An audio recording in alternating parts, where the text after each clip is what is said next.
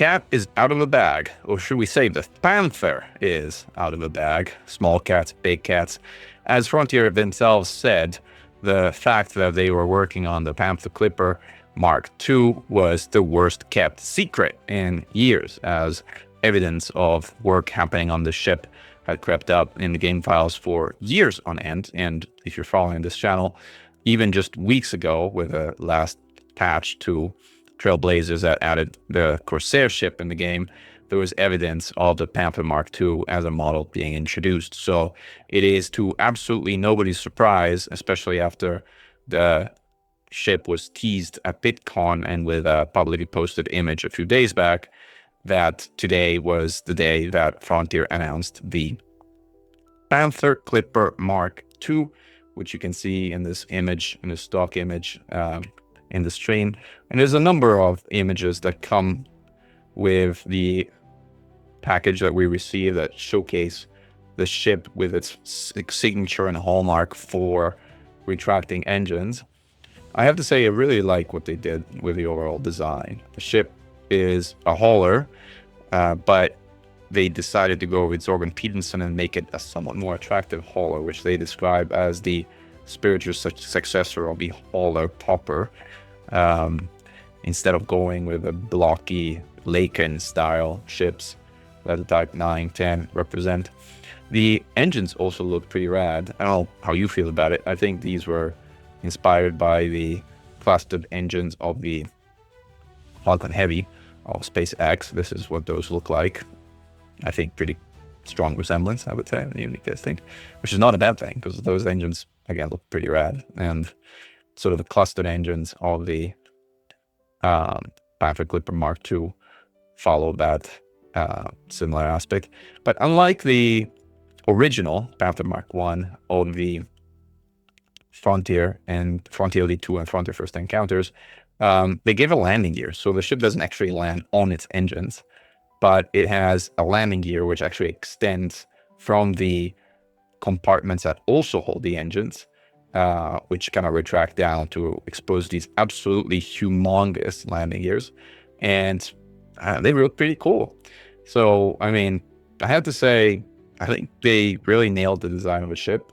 I'm actually quite curious to see how it looks in a variety of ship kits and liveries that aren't just military gray, as I think the ship has potential to not only haul an enormous amount of cargo, but also do so with quite the looks. Now, the question everybody has, which is how much cargo can this thing haul, was not answered today. And in fact, there is no specific indication of how much it is going to haul. And the estimates vary widely, from people saying that it will haul barely more than a cutter to people saying that it will haul potentially even more than 2,000 tons. But the reality is nobody knows what they're talking about. Like, nobody has any hard information with regards to what this ship will actually end up having in terms of optional internal compartments that dictate how much it can haul. What we do know is a few things. We know that it's a large ship, so unlike the sort of leaked game file information, it's not going to be a medium, so you can not freak out and actually enjoy your humongously large ship. How this is going to fit in the mail slot is anybody's guess, but presumably it will. It will probably take up the entire mail slot just based on its comparative size, but somehow it's gonna manage getting in there. Just make sure to not drop your landing gear before you get in, or you might have some trouble. If a spoiler of a beluga is a problem, good luck trying to enter a mail slot with a landing gear down on one of these things. But we do know that they intend to make it the largest hauler in the game, so we can expect it to have a humongous carrying capacity. What did you just say? Cargo carrying capacity. That's what I was trying to say. We also know that it is going to be released together with a Vanguards patch of the game sometime in the summer. Now, because it's going to go together with a Vanguards patch, and because they generally refer to as summer, and they sort of hinted at the fact there's going to be a couple of live streams in May and June where they release additional details, it is more likely than not that we're talking July as time frame. potentially the beginning of July, anyway, before the summer holidays would be my guess in terms of when this ship is going to be available together with Vanguards as the next big game patch.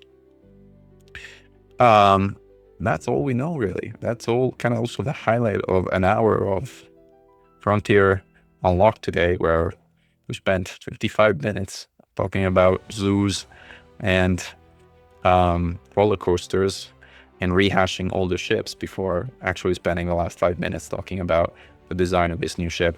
There wasn't much else to it. They did not talk about the Trailblazers patch, which came out today, which is massive, but we will talk about it.